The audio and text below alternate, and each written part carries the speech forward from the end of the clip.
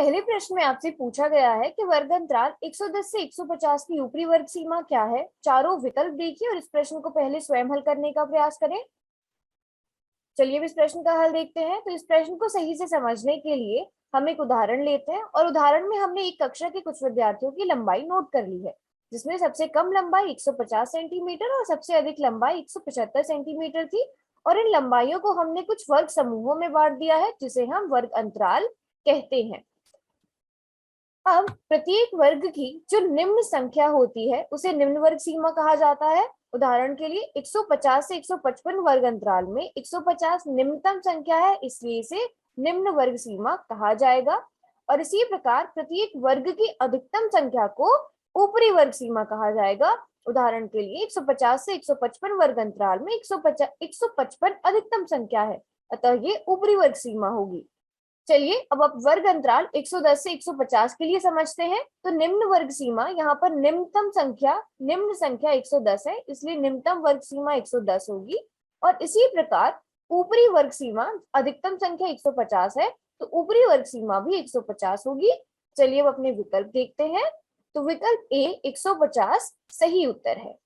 अब दूसरे प्रश्न में आपसे पूछा गया है कि दिए गए आंकड़ों का परिसर ज्ञात कीजिए। तो चारों विकल्प देखिए और इस प्रश्न को भी पहले स्वयं हल करने का प्रयास करें। चलिए अब इस प्रश्न का हल देखते हैं। तो किन्हीं आंकड़ों का परिसर अधिकतम आंकड़े तथा न्यूनतम आंकड़ों के बीच का अंतर होता है, अतः हम कह सकते हैं परिसर बराबर होगा अधिकतम आंकड़ा माइनस न्यूनतम आंकड़ा। तो परिसर निकालने के लिए सबसे पहले हम अपने आंकड़ों को आरोही क्रम यानी कि बढ़ते हुए क्रम में व्यवस्थित करेंगे। तो हमारे आंकड़ों में सबसे छोटा आंकड़ा है 3, उसके बाद 7, फिर 12, 13 एवं 18। तो हमने अपने आंकड़ों को आरोही क्रम में व्यवस्थित कर लिया है। अब परिसर निकालना आसान हो जाएगा। तो आंकड़ों का परिसर अधिकतम आंकड़ा जो कि यहाँ पर 18 है और न्यूनतम आंकड़ा जो यहाँ पर 3 है, तो परिसर बराबर आ जाएगा 15 के। चलिए अब अपने विकल्प देखते हैं। तो विकल्प डी सही उत्तर है। अब तीसरे प्रश्न में आपसे पूछा गया है कि 10 के पहले 5 गुणजों का माध्य क्या होगा।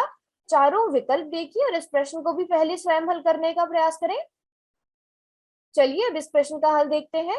तो सबसे पहले हम जानते हैं कि माध्य बराबर होता है परीक्षणों का योग बटा परीक्षणों की संख्या। तो अब दिए गए प्रश्न के अनुसार हमें 10 के प्रथम 5 गुणज लिखने हैं। तो 10 के प्रथम 5 गुणज होंगे 10, 20, 30, 40 एवं 50। एवं सूत्र के अनुसार हमें परीक्षणों का योग भी ज्ञात करना है, अर्थात 10 के प्रथम 5 गुणजों का योग ज्ञात करना है, जो बराबर हो जाएगा 150 के। और सूत्र के अनुसार हमें परीक्षणों की संख्या भी चाहिए। तो यहाँ पर हम देख सकते हैं कुल हमारे पास 5 परीक्षण है। चलिए अब माध्य ज्ञात करते हैं। तो माध्य बराबर होगा परीक्षणों का योग जो हमने 150 ज्ञात किया, परीक्षणों की संख्या जो हमारे पास 5 थी, अतः माध्य बराबर हो जाएगा 30 के। चलिए अब अपने विकल्प देखते हैं। तो विकल्प बी 30 सही उत्तर है। अब चौथे प्रश्न में आपसे दिए गए आंकड़ों का माध्यक निकालने के लिए कहा गया है। चारों विकल्प देखिए और इस प्रश्न को पहले स्वयं हल करने का प्रयास करें। चलिए इस प्रश्न का हल देखते हैं।